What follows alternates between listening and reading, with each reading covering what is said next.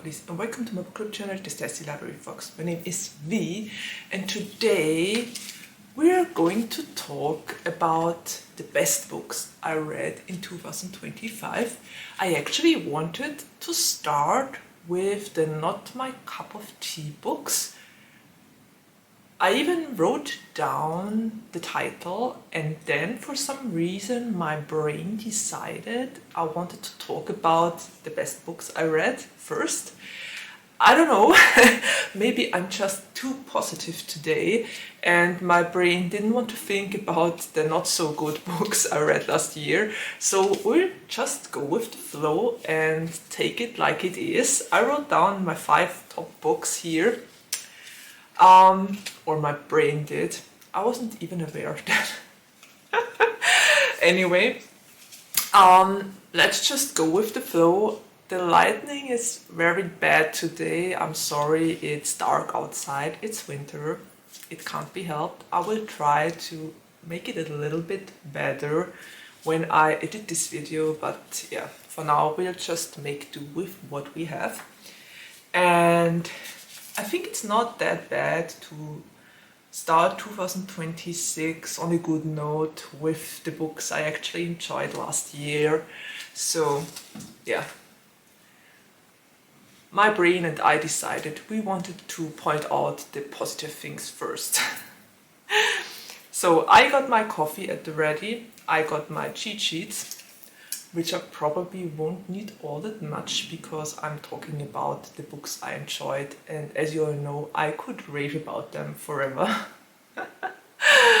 So yeah, okay, I'm gonna take a sip here.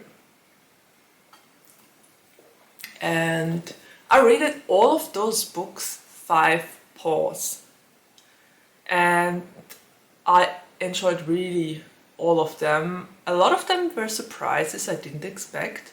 2 of them were very short books, but still made it into my top 5. So that says a lot about my enjoyment, but also about the author's craft to write an amazing story in a short span of pages. As for statistics, I read 46 books last year. I rated most of them very highly. My page count was worse than last year. I don't remember the number exactly, but I think it were 16,000 pages or so. I didn't read a lot of huge books last year. What else? Yeah, I think my overall rating was something with 4.2 paws or so. So there were many great books, there were also not so great books, but I will talk about the not so great books in the next video, in the not my cup of tea video. So without further ado, let's just talk about the 5 top books I read last year. And the first one is This Is How You Lose the Time More by Amal, El-Mohtar and Max Gladstone. I will get the book cover up here because this is quite a tongue twister, a very long title, a title I really got wrong for a long time. But now I can almost say it in one go without stumbling over the words. This was, I think, one of the first 5 pause reads I read in 2025. It's a story. It's a rather short story about 2 women on opposing sides of a war. One is called Red and the other is Blue. And there has been going on some sort of war between them for centuries. They influence the world and how it develops. While Red is all fierce and makes bold decisions and makes bold changes to the course of history, Blue is rather weaving history in mysterious and different ways, you might say. So they are complete opposites, but they saw each other on various battlefields. sometimes blue wins, sometimes red wins, or the side they stand on wins, but they captured each other's interest, and it all starts with a letter that is left at one of the war scenes.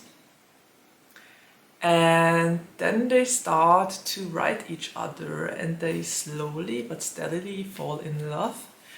I think you might say red is more on the technology side of things, and blue is more on the nature side of things. So their bosses are very different as well, but for some reason those two find each other through the letters and get to know each other, and they are intrigued. They each other captured their interest by by having very unconventional ways of warfare, and I think there's a lot of respect at first before they start to fall in love. The respect for each other's work was what bound them together and what caused them to seek out contact. But then it turns into love, and in the end they are trying to find a way to be together. And that all plays in, like, I don't know, 200 plus pages, but it's written so well. It was amazing. I really enjoyed it. I wanted to kick myself a little bit for waiting so long to read it, because this book has been around for quite a while now. But yeah, I absolutely don't regret picking it up. I adored it. I loved it so much, and those two women, they were so intelligent, and the way they communicated with each other, it was amazing. Did I understand everything that happened in this book? Nope. But I really enjoyed the prose of the story and the writing style, and how intense it was written. Yeah, I think intense is the right word. So definitely a 5 pause read for me. Okay, let me take another sip here before I go into book 2.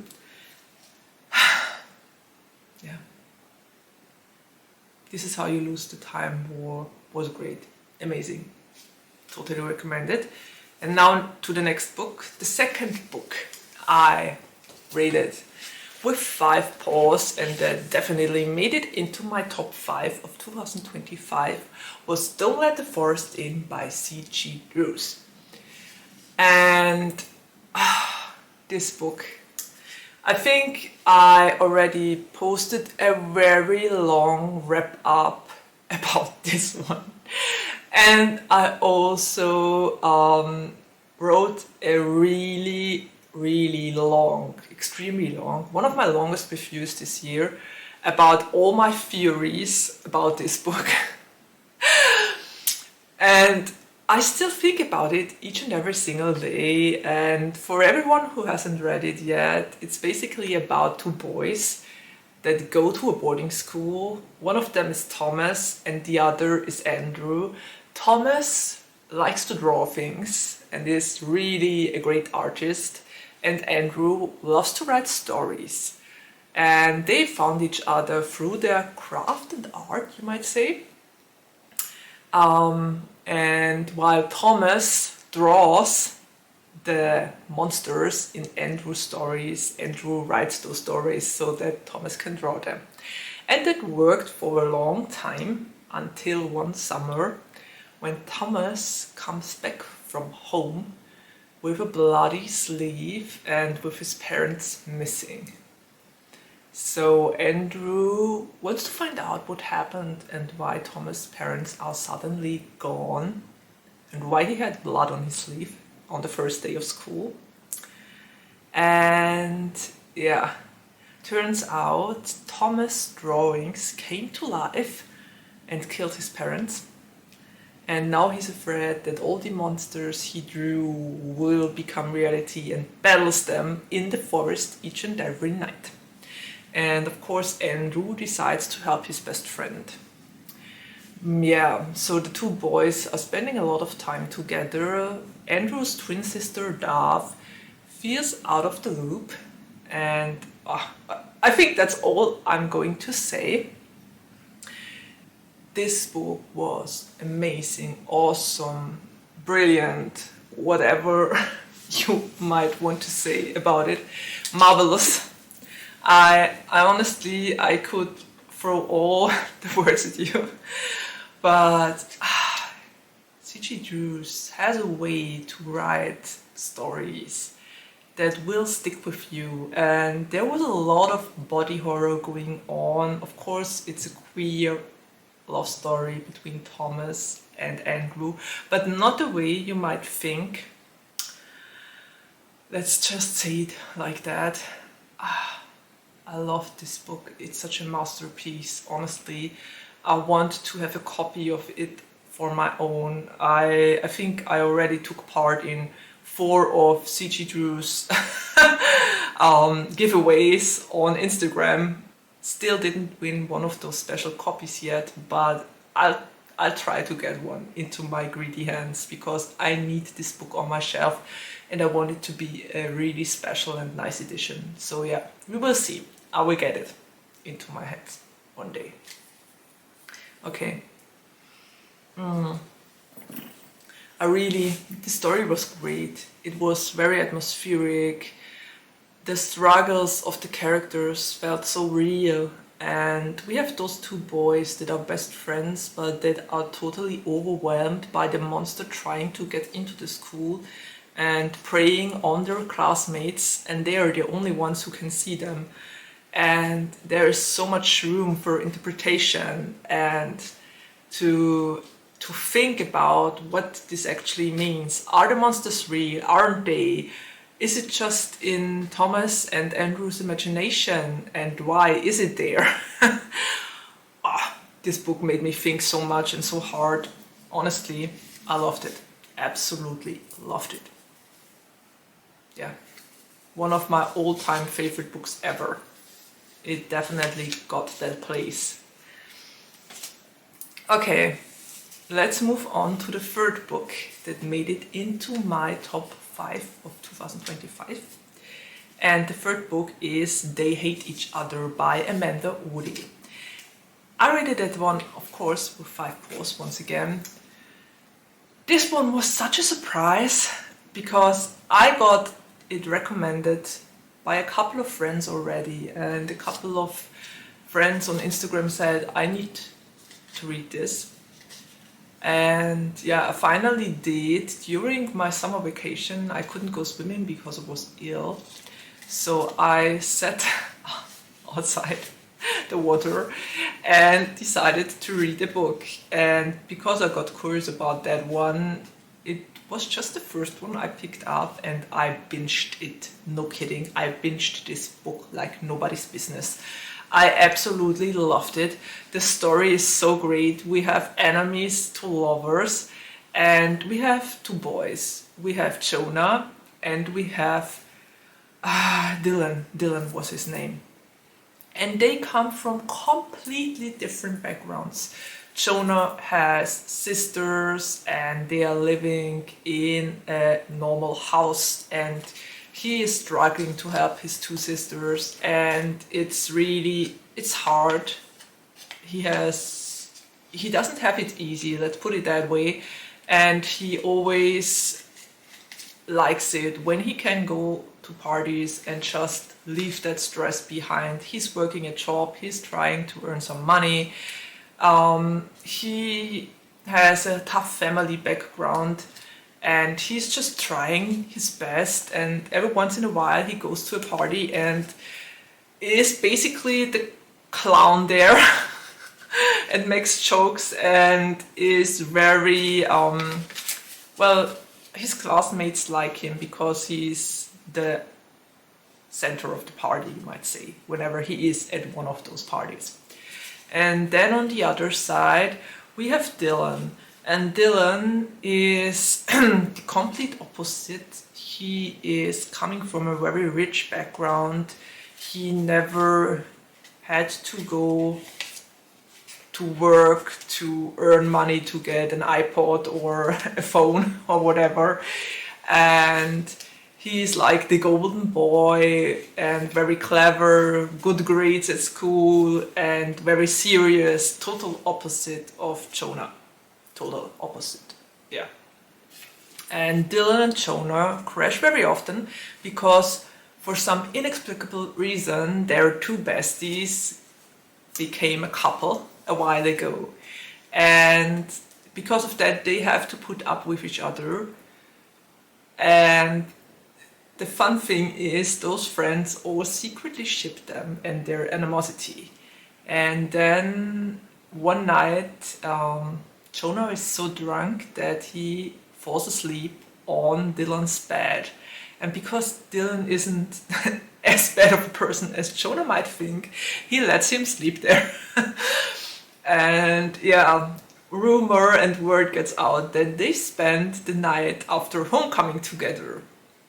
So everyone thinks they are finally secretly dating, and well, they decide to do something against the rumors and confirm those dating rumors and decide they want to be each other's fake boyfriend to get the others off their tail, so to say, and then to break up after a while so that finally their friends will see it doesn't work and will leave them alone.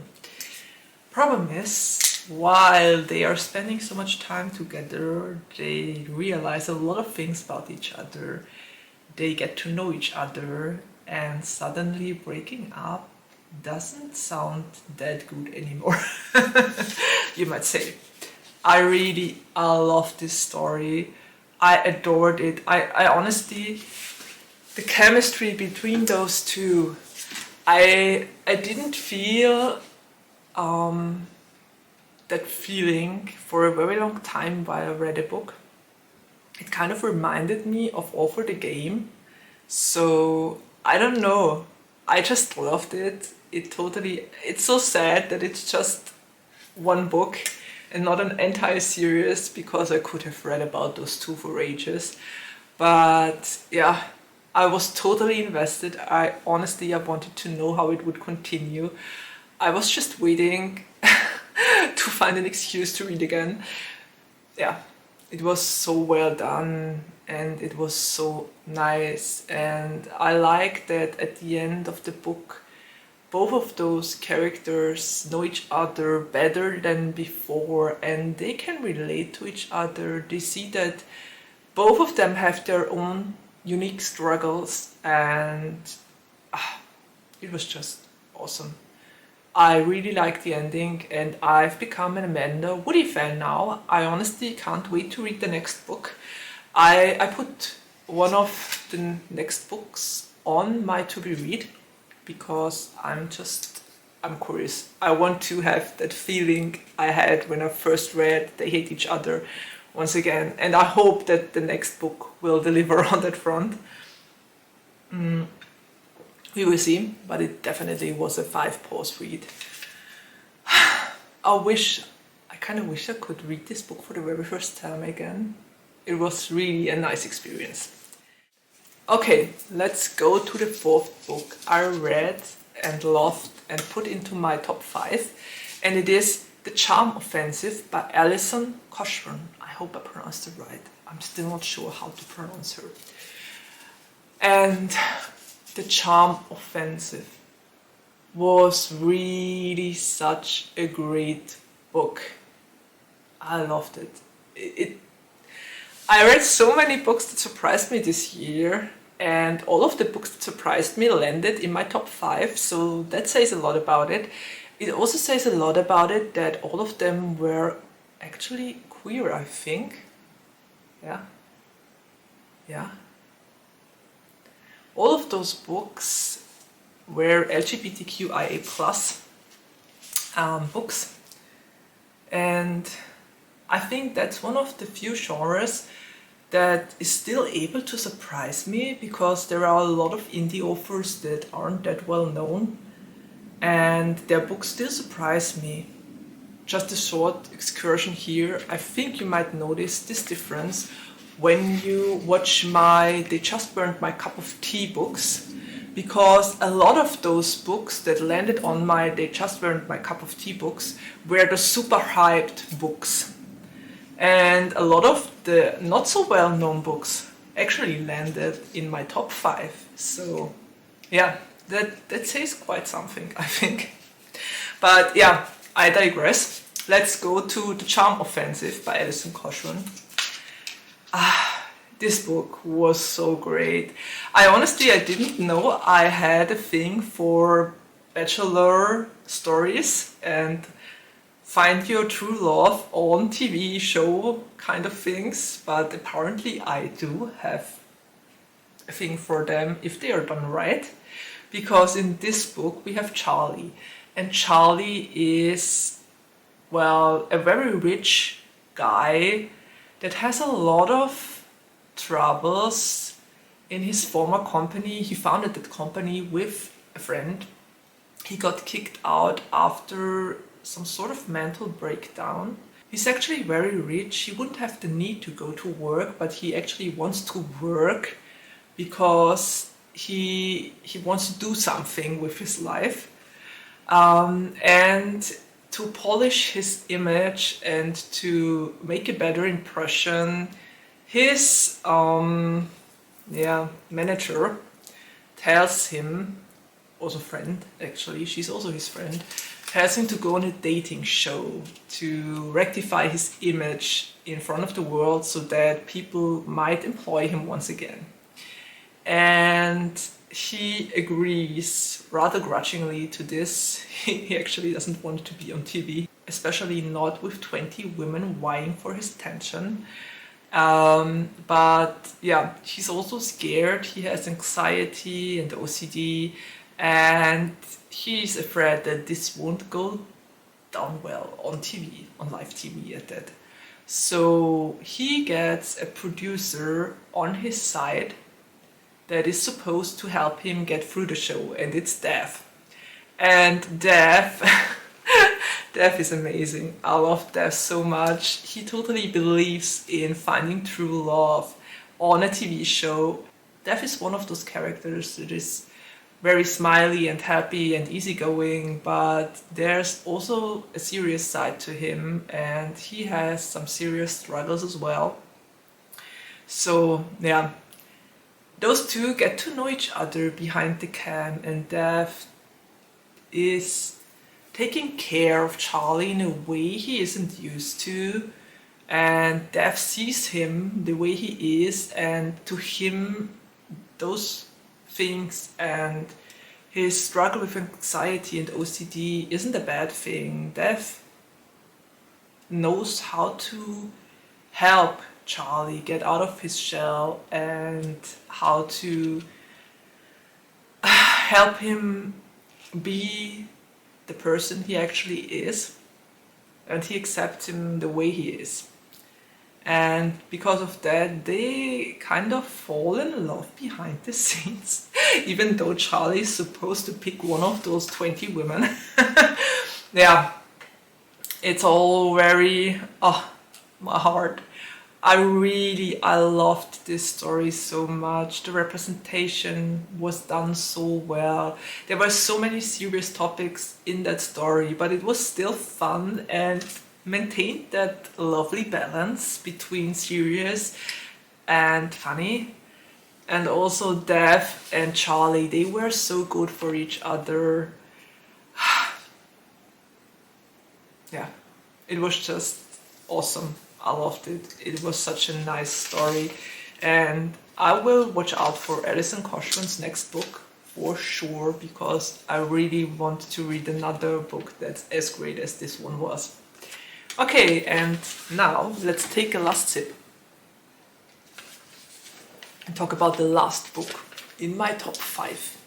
And it was one of the shorter stories as well. It was You're Not Supposed to Die Tonight by Kalynn Bayron. I still don't know how to pronounce it. I hope I didn't butcher it. And this book was, I read it for Rainbowween because it totally fit those 90s slashers movie bills We have Charity, and Charity works at Camp Mirror Lake each summer and earns some money.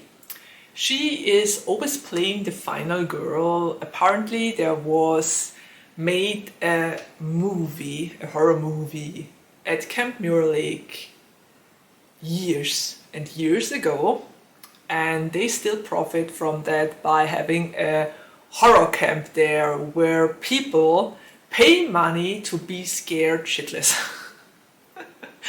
Yeah, I still don't get the concept of that. I wouldn't really, no one would ever get me to spend the night at such a camp because I would be so scared I couldn't do anything. Who pays for that? Who pays for getting scared like hell? I don't get it, honestly, I don't get it. But yeah, apparently the camp is making good money and Charity has spent her last summers there and everything is good and fun until the last week at camp and especially the last night at camp, because Charity's co-workers mysteriously go missing. They are short of staff and because of that Charity invites her girlfriend Betsy and her other best friend to help out at the camp. And yeah, then mysterious things happen, creepy things happen. And suddenly Charity is actually the final girl and fighting for her life in the woods at night without anyone that could help them. Yeah, it really reminded me of the 90s slasher movies. If you've seen or watched Scream and all those I Know What You Did Last Summer movies, you will know what I mean.